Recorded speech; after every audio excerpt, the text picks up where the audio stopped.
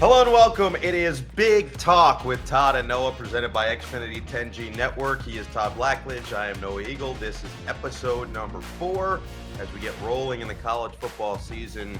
And before we start, I need to at least alert everybody that there's currently a UN meeting happening right by my apartment in New York City. So if you hear sirens, it's not because I did anything wrong. It's because there are some important world leaders right near me. So I came back here on Sunday after we were in, where were we this week? Man, you lose track of time after we were in West Lafayette. Purdue. And yeah, so I get back from West Lafayette and I look and I'm like, wow, there's so much commotion. They must be thrilled. They must have loved the game on Saturday.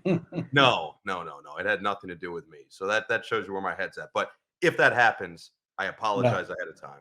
Well, my wife's actually in New York also and is in a hotel close to the park, and the last time she was there, she had a room overlooking the park, but not this time because there's too many dignitaries in the same hotel. So, yeah.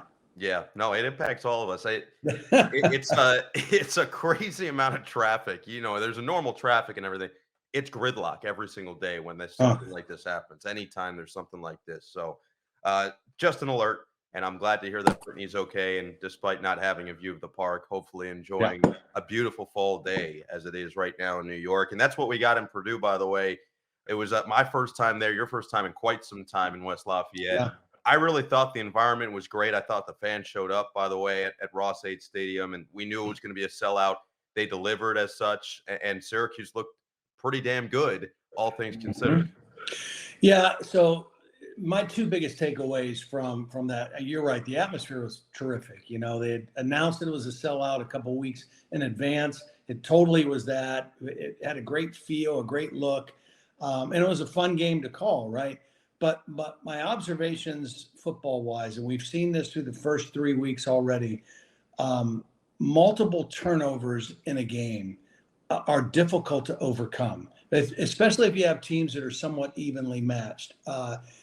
And, Purdue had problems taking care of the football. Hudson Card played well, but he had 4 turnovers. He had, 3 lost fumbles and an interception.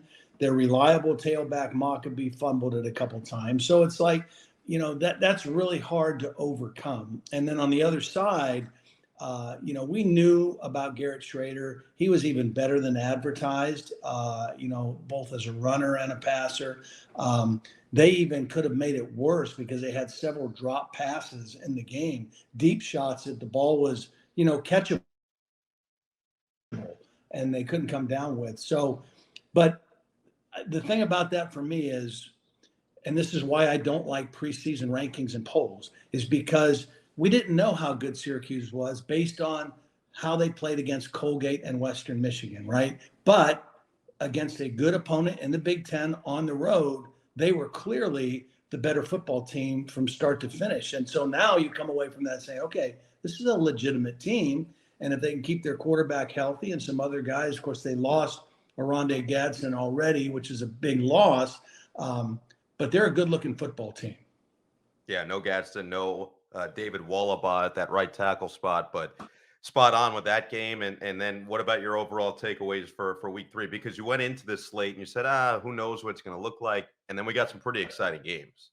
We did. I mean, one of my first takeaways is some of the top teams were just kind of ho-hum, didn't look dominant, won and found ways to win. I mean, Georgia was trailing at half, came back and played strong in the second half. Florida State struggled with Boston College on the road, and then found a way to win. Maybe none more so than Alabama. I mean, that was just an ugly game, a rain delay.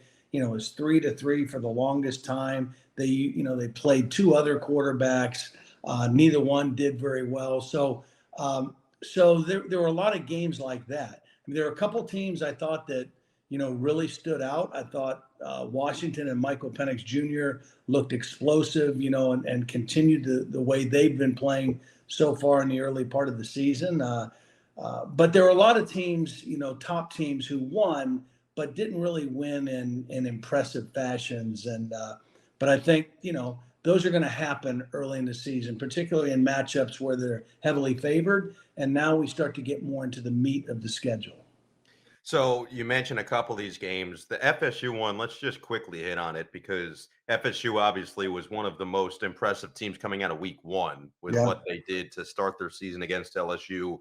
Just dominance on both sides of the football. It looked like Keon Coleman was going to be the steal of the transfer portal, and he's played well through these first 3 weeks. But they go up big, and Boston College ends up coming all the way back after trailing 31-10. I guess the question for me is there are two schools of thought here for Florida State, and you kind of brought one up, which is they still found a way to win, which is what good teams do even when they don't have Right. their best day. The other school of thought is, okay, how concerned should you be with Florida State? So is there somewhere in the middle in what you're seeing out of the Seminoles?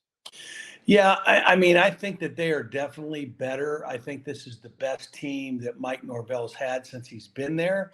But how good that is, I'm not sure. We'll find out more with the teams that they have coming up. And I think that, uh, um, are they a national championship contending team? Be hard for me to go there right now. Playoff team, however, can they contend for the ACC championship and maybe be in position for that? Yeah, absolutely. I think they are there. Again, you go on the road. They got the big lead. They obviously got a little complacent. And BC, even though they had a slew of mistakes, still found a way to make that thing really interesting and really close. And, I really like Jeff Hafley. I think he's a heck of a football coach. But, that's a game where they're just undermanned. They don't have the same athletes top to bottom that Florida State has, but they sure competed well and competed at a high level in that one.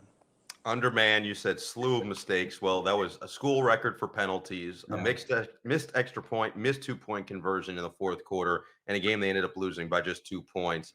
Alabama ends up finding a way to win, but it was a slow start. Mhm.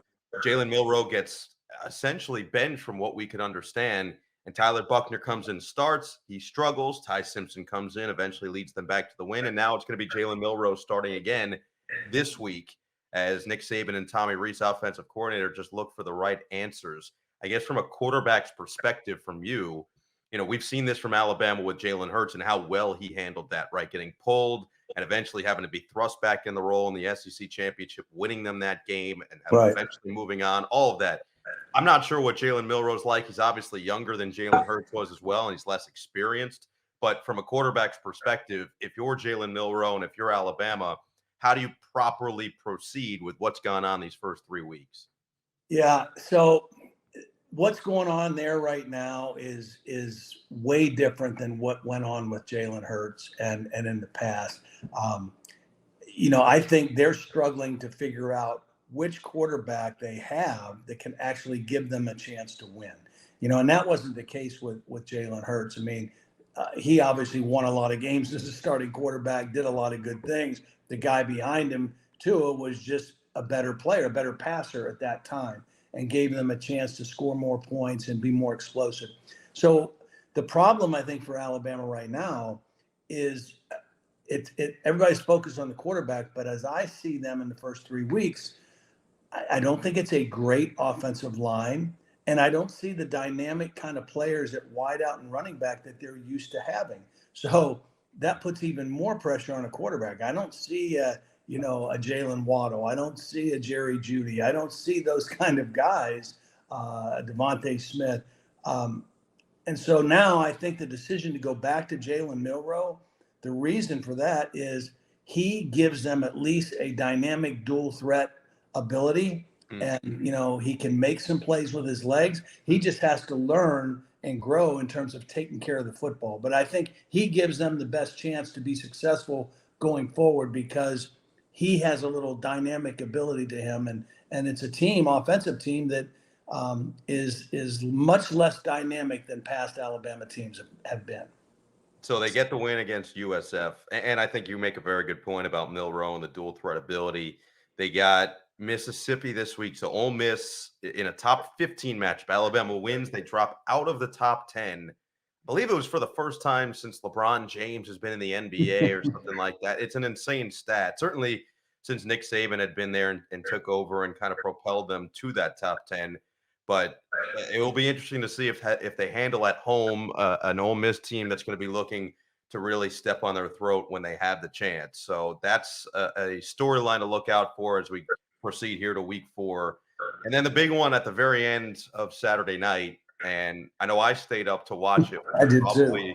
It was a mistake for me because I had an early flight. You actually could sleep in a little bit. A little bit more, yeah. Yeah, the majority of our crew was on the flight back to New York, which was at 8:26, but we were an hour away, so we all left by 6 a.m. And this game didn't end till like 2:15. So Colorado State. There were so many headlines made throughout the week going into this rivalry game, and Norvell and Sanders and back and forth and whatever else was going on in between the players. We saw the chippiness during the game.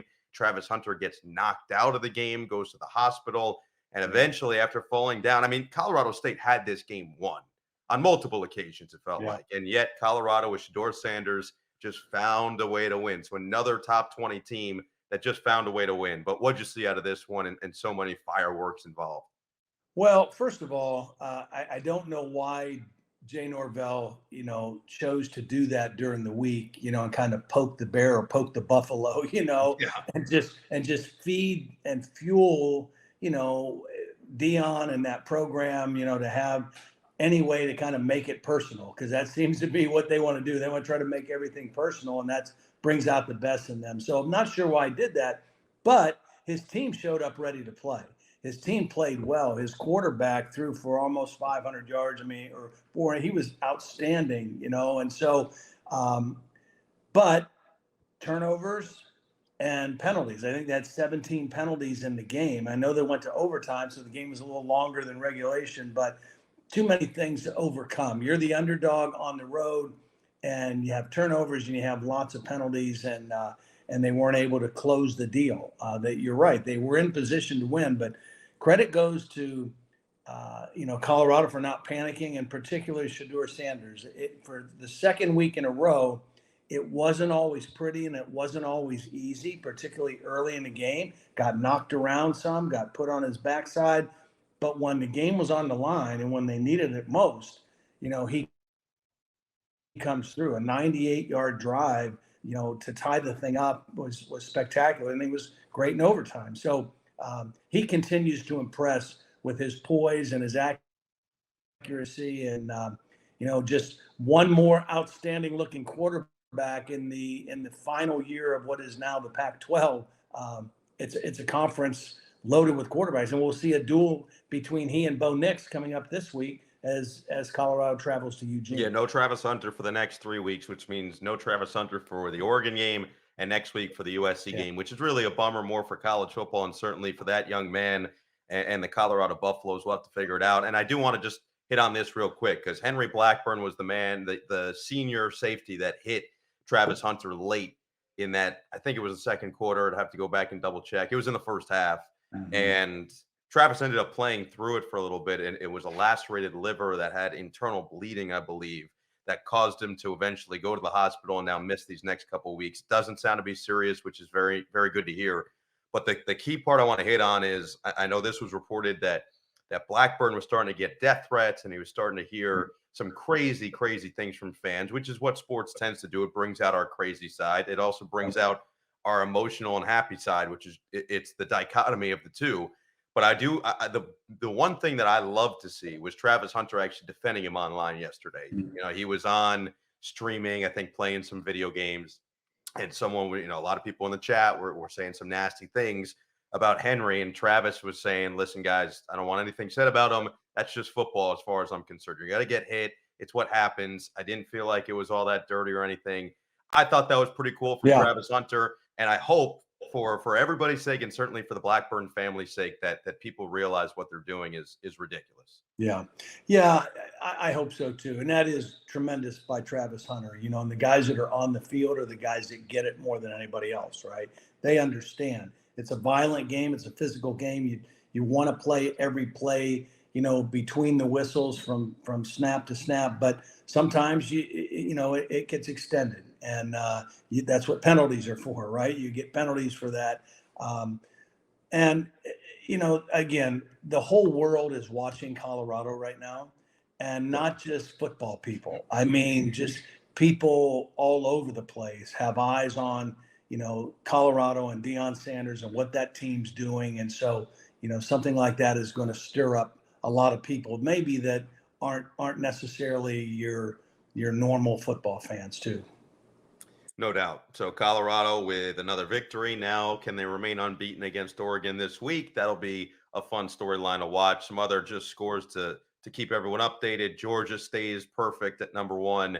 They survive a scare against South Carolina. They were down at halftime, eventually winning 24-14. That defense comes through as always and shuts out the Gamecocks in the second half. Florida beats number 11 Tennessee, which I know a lot of people were looking forward to seeing how Tennessee would fare after their fantastic season last year, and Florida with a massive win. And after the way they started week one to come through now week three was really nice to see for the Gators. Missouri beats Kansas State on a Harrison Mevis, 61-yard field goal. Absurd. 61-yard walk-off. Yeah, that kid's, by the way, that kid feels like he's been there for 18 years at this point. Feels like he's paying child support to the program. Yet he knocks through that field goal. I mean, he's been a stud since he walked on campus, and they win at 30-27.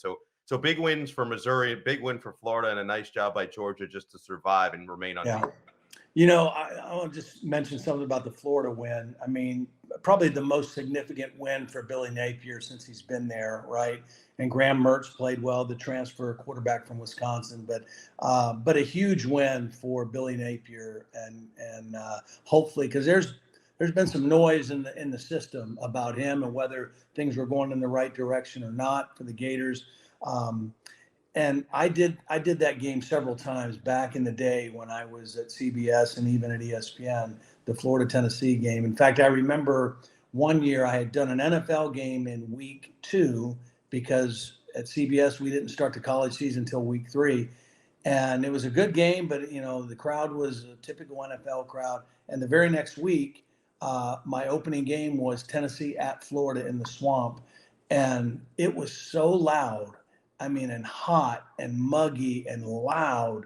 And Alex Brown was playing defensive end for Florida at that time. And I think he made himself a first-round draft pick in that game. He had 5 sacks, and most of them were the result of the fact that he was so quick off the ball and the noise was so deafening that the left tackle had no chance, couldn't get out of his stance to block the guy. And but I'll never forget, and watching that game this past weekend, the Swamp hasn't been that loud in several years, and they kind of got that back in that game on Saturday, and it paid off for them. Massive win. Absolutely massive win. Some crazy things in the SEC, and so we'll see if Florida can keep the momentum going as we head towards week 4. I know we hit on our game a little bit earlier off the top of the show, but just one last kind of thought on Syracuse and Purdue. Syracuse wins 35-20. I guess the question becomes, where does Purdue go from here? Because now you've got Wisconsin coming this week. You go on the road to face them in Madison, I guess. And I mean, that's not an easy place to play already. And now you've lost your 2 home games. Your one game you win was a 5.5-hour weather delay in Blacksburg. They had the pieces. We've talked about it. They have the pieces. It feels like they've got the coaching staff, this young, fresh energy. It's about, you would feel, being disciplined. But what does Purdue need to do, aside from just limiting turnovers, to go there and beat Wisconsin this week? Well, their job number one is going to be take care of the football, right? Can't turn it over like they did, particularly on the road. And they've got to do a better job against the run. They did not do a great job against the run against Fresno State. They were better against Virginia Tech, much better. But then it kind of came up again against Syracuse. Syracuse ran for 271 yards. Now, granted, 200 of that, or almost 200, was the quarterback. And Wisconsin doesn't pose that same threat as far as the quarterback run game, but they're going to test that Purdue defense and see if they can stop the run. They've got 2 really good backs. Wisconsin's always been able to run the football. I think the biggest difference with the Badgers this year is they've got a quarterback and skill guys on the outside that if you really load up to stop the run, I think they feel confident in their ability to play that game and throw the football as well. But job number one for Purdue on the road is going to be, can we stop the run? Can we minimize the run? and at least try to make Wisconsin one-dimensional. Purdue, again, 0-2 at home. Can they somehow find a way to keep getting wins on the road? And look, they started 1-2 last year and ended up winning the Big Ten West. And Right. all three of the games they've played have been out of conference games against three non-Big Ten high-level opponents. And we saw that Fresno State continues to look strong through these first couple of weeks. So I would say it's far from over for Purdue, and I think Ryan Walters and company know that. And by the way, you mentioned Garrett Schrader's rushing numbers, just to solidify them: 195 rushing yards and 4 touchdowns for Syracuse's quarterback on the ground. Just a really fantastic and jaw-dropping performance on so many levels. You had mentioned in one of your takeaways for the week, Washington, how great they looked against Michigan State. There's a lot going on with the Spartans right now, but Washington just went there and they took care of business, 41-7. And Michael Penix Jr., 473 yards, 4 touchdowns. He just looks so comfortable right now. And his 2 receivers are absolute studs on the outside. Yeah, they lost their best running back before the season started to injury, and you wondered if that was going to slow the offense down. But so far, it has not. And, he's playing at an elite level. He's got great receivers, might be the second best receiving core in the country outside of Ohio State. And then, you wondered, how good is their defense going to be? Well, I don't know how great Michigan State is on offense, but to go on the road like that and to be able to, shut them out for most of the game, hold them to 7 points to complement your explosive offense. Washington's impressive right now, and certainly going to be a team to reckon with in the Pac-12. We'll talk some Michigan State in a minute, but interim head coach Harlan Barnett and now Mark D'Antonio back. So something for us to unpack as we continue on here on Big Talk.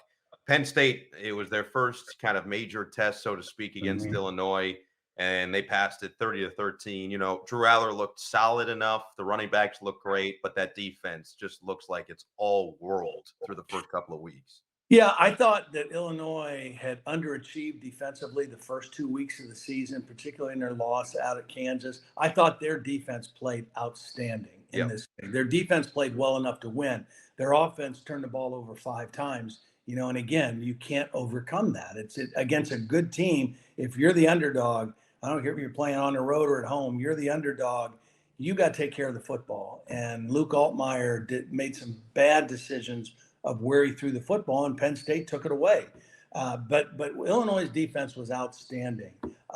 Johnny Newton, the defensive tackle for them, he dominated the game. Penn State could not block him. And I think because of that, the running game was not as explosive as it has been. And Drew Aller kind of looked like a freshman for the first time this season. But they found a way to make the plays and hang in there. And, sometimes it's not going to be as pretty as you want it to be, and you found a way to win. The defense kept serving them up with the turnovers, and ultimately they won the game handily. Now they go back home, but they'll play an even better defense and an even sterner test with the Iowa Hawkeyes coming in. So, 2 weeks in a row, I think, for young Drew Aller, he's played well. He had some problems last week, and he'll be presented with an even bigger challenge this week at home against Iowa. Yeah, a game that we're going to unpack even further here in a minute. So just some other scores to get through. Wisconsin gets past Georgia Southern, no problem, 35-14. Braylon Allen and Tanner Mordecai both rushed for 2 touchdowns apiece. So that running game continues to be sound. The quarterback getting involved in it as well. Iowa, as mentioned, they get a win and scored 41 in the process. Wow. They beat Western Michigan 41-10. And Nebraska, Northern Illinois, Jeff Sims did not get the start, nursing an ankle injury, and Nebraska finds their way through. And then UNC defeats Minnesota 31-13. So the first loss for PJ Fleck and company, and Drake May continues to look impressive. But if you want to hit on Iowa and their scoring, if you want to hit on one of these other ones, it's a lot of Big Ten impact here as we continue on the slate and get close to conference play here. Yeah, well, congratulations to Matt Rule in Nebraska getting their 100%. first win. They played well in the opening loss to Minnesota on the road, turned the ball over. That cost them. They go to Colorado for the first half. They really had stymied that Colorado offense, turnovers. Their defense wore out, and they end up getting beat pretty bad in the second game. This week, no Jeff Sims. He's injured. And the guy that came in, this Harburg, I saw him in the spring. He is a young, big-time athlete, like a almost multi-sport athlete in high school. Went to a very small high school in Nebraska. He was a big-time recruit. I don't know if he's a pure passer, but he's a dynamic athlete, and obviously gave him a little bit of a spark coming in last week. Had to kind of finish the game on the road at Colorado. Got to start this week, so it'll be interesting to see what Matt Rule does with the quarterback position going forward. But a good win for them nonetheless. And you mentioned North Carolina.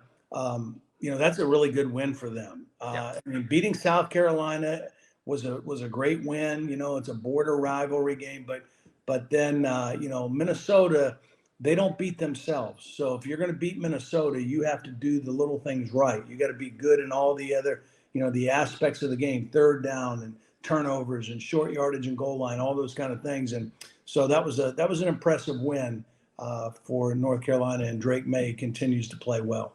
414 yards, 2 touchdowns for Drake May in that game. And excuse me, but the UNC train continues, and the Big Ten teams getting it done. Iowa, Wisconsin, Nebraska. Good to see that. Rutgers stays perfect on the season. Yeah. Yes, yeah. Rutgers 35-16 over Virginia Tech. Louisville with a big win over Indiana as Jeff Brom comes back to a Big Ten country, let's say, and gets the 21-14 victory. Duke continues to roll. They beat Northwestern 38-14. And then Ohio State and Michigan, they get their job done. Ohio State finally looks as dominant as expected. 63-10 over Western Kentucky, and Michigan over Bowling Green 31-6. And we'll kind of dissect some of those as well. But if you want to give Rutgers the pop, I think they deserve it. 3-0 to start the season for Greg Schiano, and that defense so far has been stymieing their opponents through the first couple games of the season. Yeah, that's been cool to see. I like Greg Schiano. It's not been easy. He got it done his first go round there at Rutgers and did something that people didn't think he could do.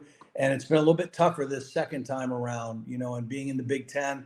But it's good to see them off to a good start. And now they get to go to the Big House this week and see if they can try to slow down the Michigan offense. All right, let's see what we can go through for week 4 previews here. Wisconsin and Purdue. Let's start there. We kind of hit on the Purdue side of things, and it realistically comes down to not turning the ball over and stopping the run.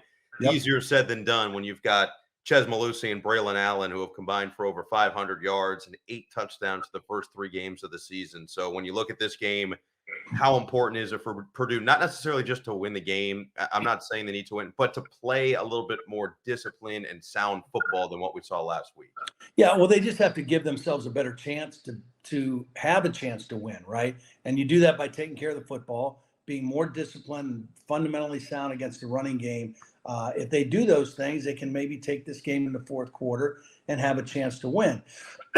But again, you mentioned it's not an easy task. The thing I like about what Wisconsin has got right now, and they didn't play well on the road against Washington State in week 2, but I think their offense is just more diverse than it's been in the last several years. And so if you're going to let them run the football, they're going to run the football. They've got 2 backs that are really good. They're physical, big backs. They've always had the offensive linemen. But I do think they have the diversity in their offense now to throw the football and to beat you in other ways. And I think that offense, because it's a new system, they're just going to get better and better and better. Phil Longo is his first year, but his system is a proven system. And I think the more they play in it, the better and more effective they'll be offensively. So it's a tall task for Purdue going in there and beating Wisconsin and Madison. Iowa and Penn State.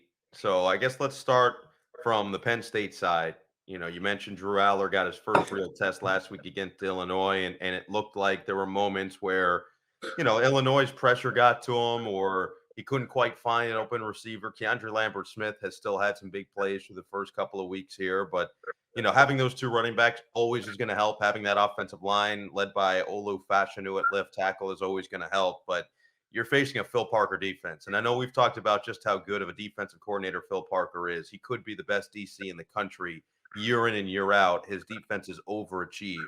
And they've got guys like Cooper DeJean, who are high impact players in the back line. They always have outstanding linebackers.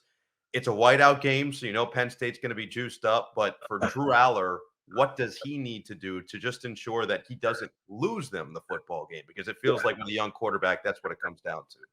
Well, he's kind of like we said in week one, play within yourself, play within the system, take what the defense gives you. Know you've got the running game that hopefully you can have balance. And when they give you an opportunity to take a shot, because he's got the arm to make any throw, take your shots. The thing about Phil Parker and his defense with Iowa, they're not flashy. They're not a high pressure. They're not a high man-to-man coverage team. But they make you earn everything. They're typically really good tacklers. They're fundamentally sound. They don't beat themselves. They don't give up easy chunk plays. They make you methodically work the ball down the field. And then they get really stingy when you get near their goal line or in the red zone. So you have to earn it against them.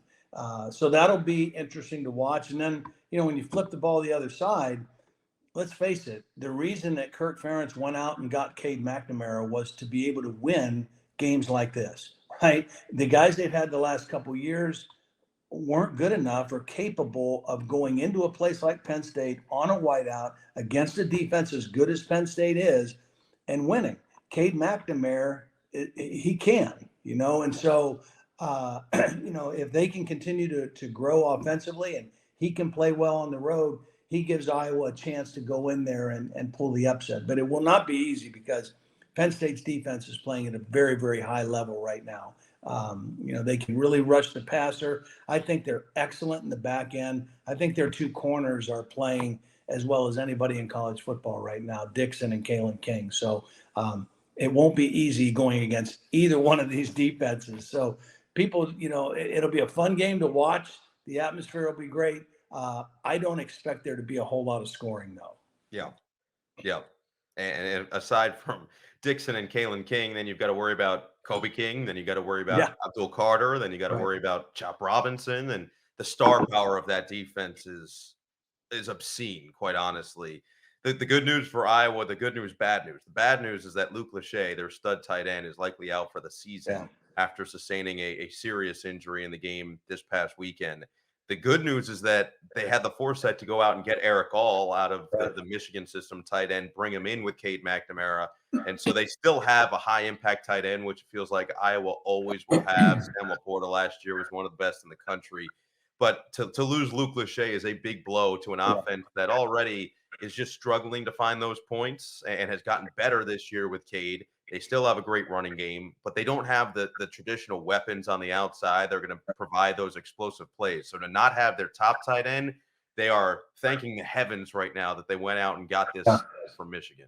Yeah, and he's a good player. I mean, but this is an offense that typically utilizes multiple tight ends in their run game and their pass game. So they'll definitely miss Lachey and his skill set and what it allowed them to do with multiple tight end sets. But Eric All is a really good player, and it's fortunate that they have him. Very much so. Other Big Ten games this weekend, Rutgers, Michigan, as Todd mentioned, will be, I don't know if saying that's a test for Rutgers doesn't quite do test justice. So we'll see what that looks like. FAU and Illinois. And Jim Harbaugh's back, which is, Good point.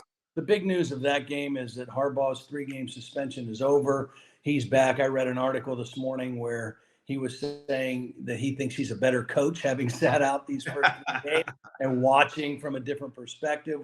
We'll see what that translates to. It was interesting because J.J. McCarthy had been playing at a really high level for the first few weeks.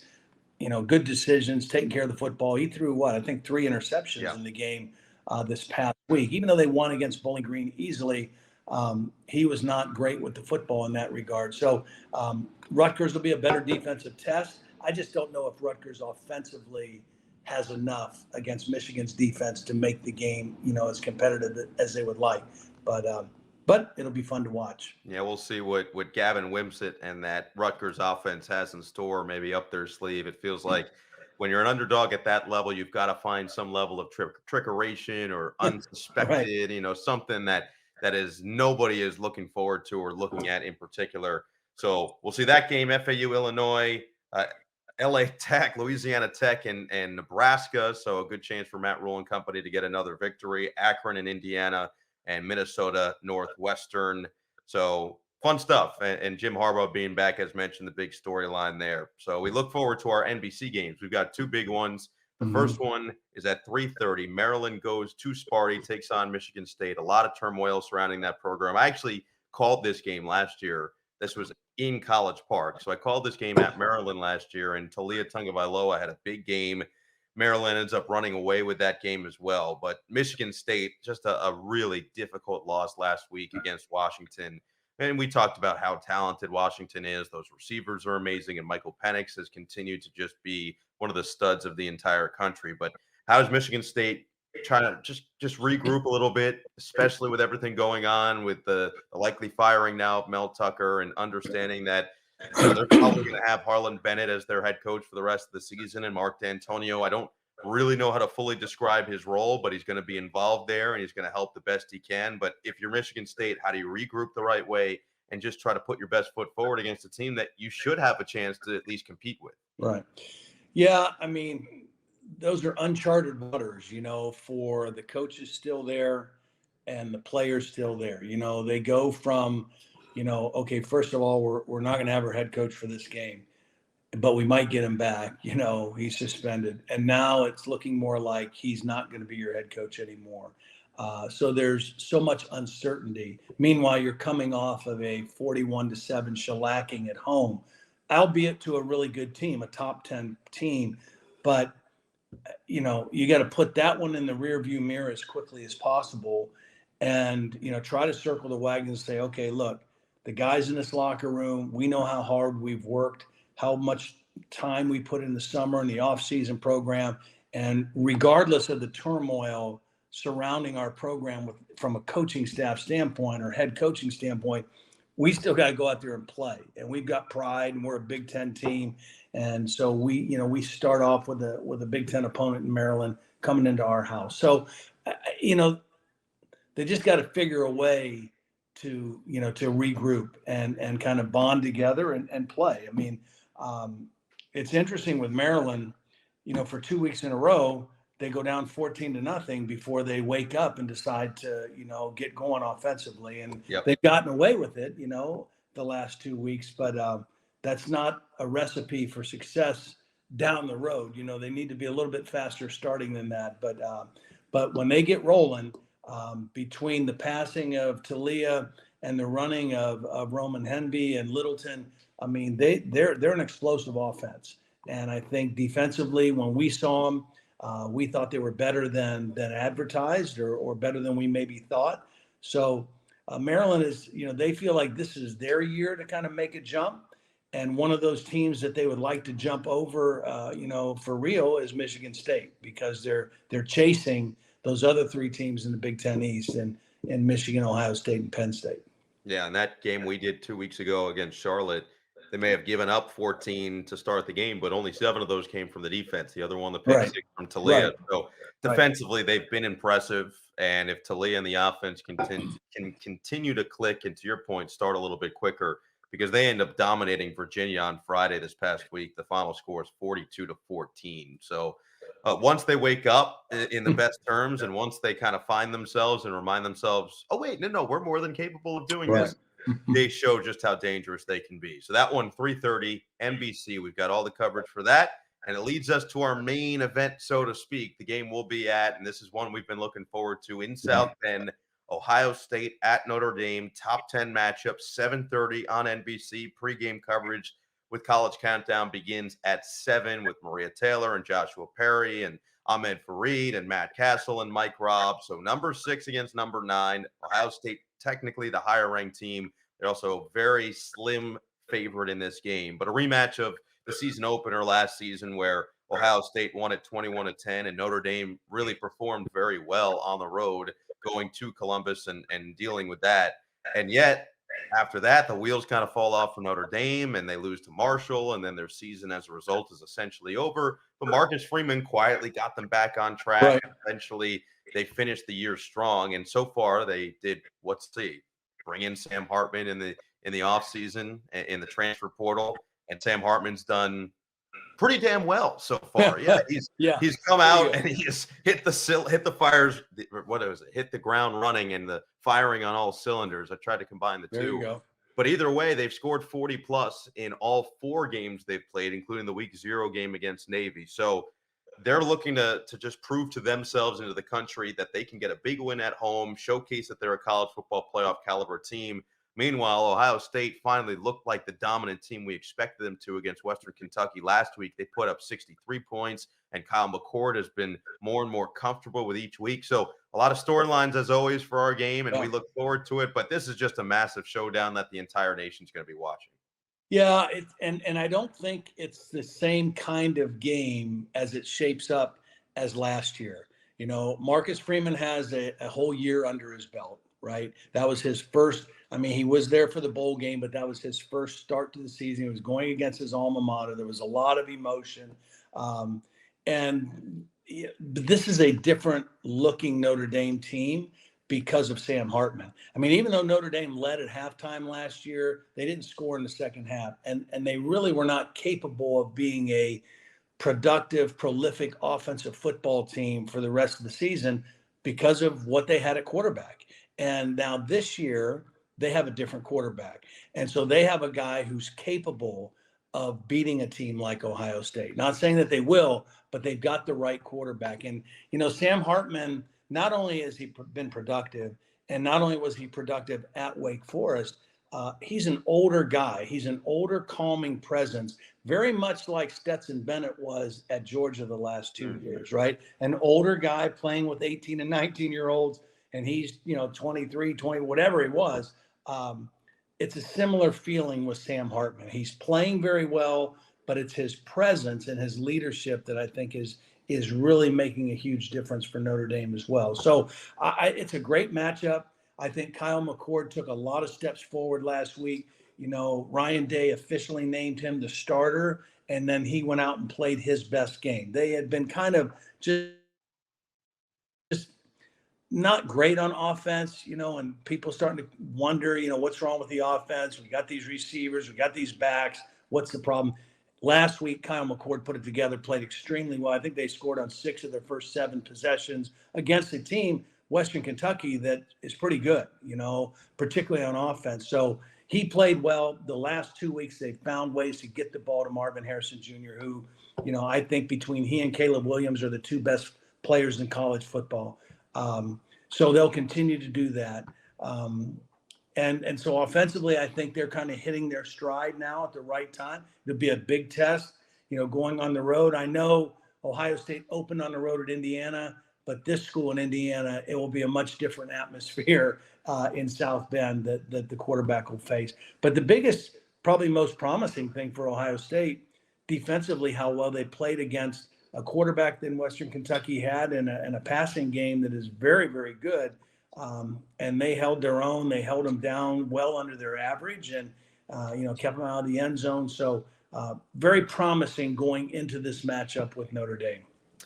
It feels like one of the biggest matchups in the game is the Ohio State defensive front against this Notre Dame offensive line that has maybe the best left tackle in all of college football. It feels like Joe Alt and Olu Fashanu, and there are a couple other names, but Joe Alt is outstanding, a clear All-American, and then you've got Blake Fisher on the other side. And offensive line-wise, Notre Dame has been a different level to this point. Now, their opponents have been at a different tier than what they're going to see, but their running game with Audric Estime leading the way. And then if you look at their depth chart, it's actually hilarious because it's Estime clearly number 1, and then 4 guys or. Right. And normally you'd look at that and be like, no way. And then when I did the game in week 0 against Navy, it's like, no, they actually play all 5 guys, and all 5 guys contribute at a high level. Biggest reason is because their offensive line is just wonderful. And then on the other side, you've got a defensive front for Ohio State that has looked really stout to this point. So how do you see that matchup going as we get closer to game day and looking towards what really we could see on Saturday in South Bend? Well, I mean, that's the key to the game, right? Is what happens in the trenches. In a game like this, 2 heavyweight teams, who wins the game in the trenches is going to determine the outcome. Sam Hartman gives them a great chance at quarterback. Kyle McCord is the quarterback, the new quarterback. Ohio State's got a lot of skill, but who wins the game in the trenches is going to determine the outcome of this one. And it'll be interesting because, both teams want to be able to be balanced on offense. Both teams want to be able to run and pass. And both defenses are going to try to limit that and try to make a team one-dimensional. And which team can control the line of scrimmage is going to determine who wins the game. I mean, football is changed a lot. There's a lot of flash and speed and up-tempo and different things. But at the end of the day, games are still won and lost by who plays the best up front, particularly in a heavyweight matchup like this. Some things just never go out of style, and this matchup will always be at the top of the list. It's Saturday. The Ohio State Buckeyes heading to South Bend, take on the Fighting Irish of Notre Dame in prime time. Here comes Saturday night. We're going to be there. All the coverage. Yeah. We can't wait. 7:30 NBC, and College Countdown gets us going at 7 o'clock. So hope you'll join us for that one as we look at our Xfinity big connections on and off the field. And we kind of hit on this a little bit, but Marcus Freeman gets to play against his alma mater. And as a linebacker at Ohio State from 04 to 08, he was a two-time All Big Ten second team selection. Very, very short cup of coffee in the NFL, had to cut it short because of injury, and then has come back to be just a highly successful coach. And already in year 2 at Notre Dame, looking like he took clear lessons from year 1, looking like he understood and learned from those mistakes early. And when you talk to him, you can hear just how thankful he is that he made those mistakes up front in his first year, not in a maybe massive moment towards the end of year 1 where he had an opportunity, because now he feels like he has the team to really compete. But with all that being said, I just know how difficult it is. I don't care who you are. I don't care how many games you've called. I don't care how many games you coached. I don't care how many games you've played in. Whoever you are, going up against an alma mater or a former team, that's never easy to do. There's always emotion involved. I think it's going to be the case for Sam Hartman later this year when Notre Dame faces Wake Forest towards the end of the season. And so how does Marcus Freeman handle it maybe differently than he did a year ago? I think that's one of our main question marks heading into this game. Well, I think he's a more mature head coach, right? I mean, this is the second time now, so it won't be nearly as emotional as it was the first time. Won't be nearly as emotional as it was going into Columbus to do it, as it will be, being at home in South Bend. I think he'll handle that part of it fine. The other thing is he's just matured as a coach because he's got more games under his belt, and his team, this isn't the opener like it was last year. They've got 4 wins under their belt right now. So they feel like they are pretty good. They got a good understanding, a good feel for their team and their personnel. They don't have the question marks about their team maybe that they had going into a week 1 matchup a year ago. So it's very different, and I think Marcus Freeman will handle it and his team will handle it in a much better fashion. Plus, Sam Hartman gives them a chance to be different and to hope for a different outcome than they would have had last year. Couldn't agree more. And then speaking of his team, there is the other Xfinity big connection on and off the field, and that would be Javontae Jean-Baptiste, who transferred in this year to Notre Dame from Ohio State at that defensive line spot. He had 53 total tackles, 8 sacks for the Buckeyes. He already has 15 tackles for Notre Dame through the first 4 games, and that was the key for him. Got a chance to talk to him before that Navy game, and he said he looked at this opportunity with Notre Dame as a place to still play even more than he did probably in Columbus and compete for the college football playoff, compete for national championships. He has felt that culture since getting to South Bend. But again, you're going against your former team, and for him, his former teammates, that's going to feel a little bit different. Yeah, it will be. I mean, he'll have battles in the trenches that'll remind him of what it was like in practice, when he was in Columbus going against Buckeye offensive linemen. But, look, nobody has had better defensive line success over the last few years, any more so than Ohio State. Larry Johnson, the defensive line coach, is one of the best assistant coaches in all of college football.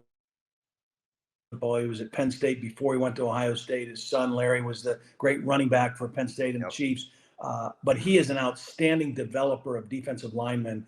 And they've got another stout defensive line this year, and a guy like Jean-Baptiste, maybe isn't going to be as many reps there. He goes to Notre Dame and he's playing at a very high level. And a lot of that just goes back to the training he had at Ohio State. Excellent point.